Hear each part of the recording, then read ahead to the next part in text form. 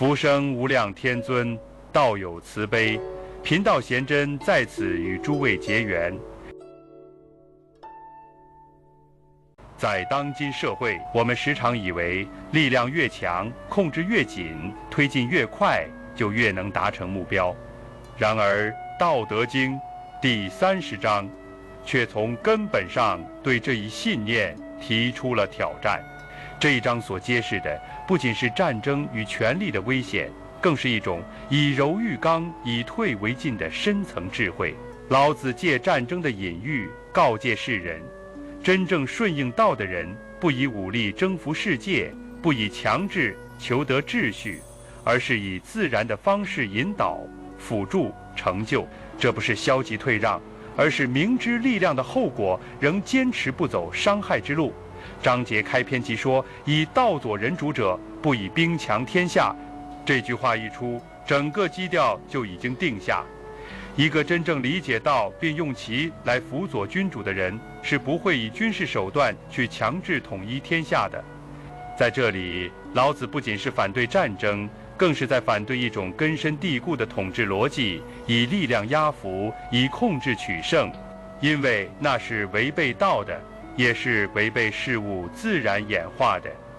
他接着指出其事好还，意思是说，凡是以武力干预、以暴制暴的行为，最终都会回到自身。这种回返不是神秘的报应，而是自然的反弹机制。用今天的话来说，就是系统反噬。一个公司若以严苛制度、高压管理为主要手段，初期或许会换来效率，但久而久之，员工士气低落，人才流失，组织僵化，最终损耗的是自己的生机。同理，一个家庭若长期以责备、操控为主导，即使短期能压制矛盾，也容易激发反抗情绪，破坏亲密基础，甚至关系决裂。老子不是浪漫的反战，而是理性地看到战争带来的根本性破坏。他说：“师之所处，荆棘生焉，大军之后，必有凶年。”一个地方只要大军驻扎过，土地便会荒芜，百姓流离，生态失衡。战争不仅摧毁敌人，更伤害自己依赖的世界。这里的警示同样适用于当代社会的各种系统性强制。比如在一个企业当中，如果高层为了压制竞争对手而长期高压运行，牺牲的是整个组织生态的可持续性。当制度只剩绩效、奖惩，就像是一支军队常年驻扎于民田，最终留下的只有焦土与怨气。再来看下一句：“善者果而已，不敢以取强。”真正善于达成目标的人，是果断但不逞强。他们清楚何时行动，也更懂得节制。这种节制不是软弱，而是一种智慧，是知道什么能做，什么应止。我们今天面对的很多难题，往往不是因无能，而是因为过度。工作中过度控制，关系中过度介入，人生中过度追求成功，最终不是强大，而是枯竭。真正成熟的力量是一种拿得起放得下的力量，是可以果断的止步的能力。而果而勿矜，果而勿伐，果而勿骄，果而不得已，果而勿强，这一连串的提醒，如同一组逐层递进的修行戒律，不断提醒我们，即使做成了，也不要骄傲；即使成功了，也不要自我炫耀；即使结果达到了，也不要滥用成果；即使出手了，也应是出于不得已的选择，而不是主动炫舞。这里揭示出一个非常关键的道理：真正的力量不在于做到了什么，而在于如何做和为何而做。在自我修养的层面，这是极高的境界。不执着于功劳，不迷醉于成就，不陷入权力的膨胀，而是时时保持清明和谦逊。这也是领导者最难的修炼之一。在家庭中，一个父母如果把我为你好的成果当成自我标榜的资本，关系很快就会陷入权力游戏。但如果可以做到果而勿矜，便多了一份尊重和空间，让家庭中的爱得以自由流动。老子最终落脚于一个关于自然衰老与毁灭的洞察：物壮则老，是谓不道，不道早已。凡事在最强的时候，其实已临近衰败。强大到极致，便是失衡的开始。从公司扩张到极致突然破产，从感情火热到极端燃烧殆尽，从国家武力高峰走向帝国崩塌，历史与现实反复印证这个规律。老子称其为不道，因为它违背了道的节律，因而无法长久。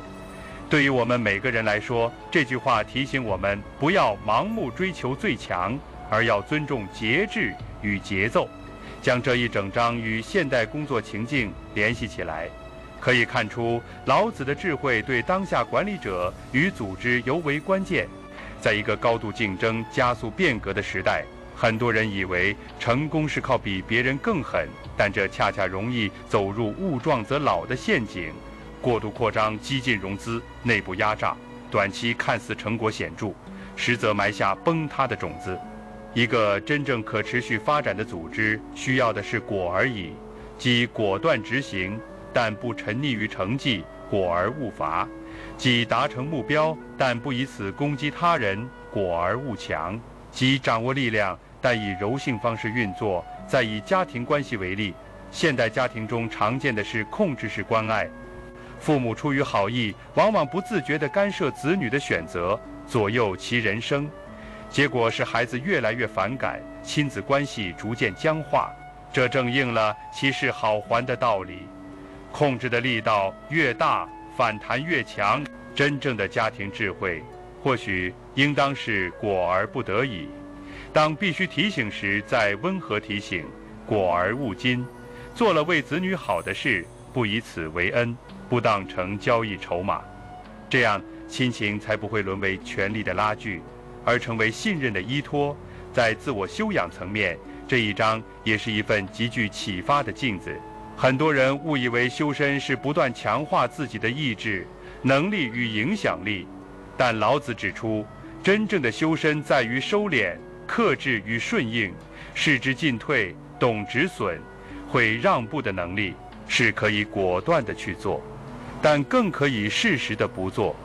修身的过程并不是从软弱走向强硬，而是从不知节制走向知止有度，从逞强好胜走向不争而胜。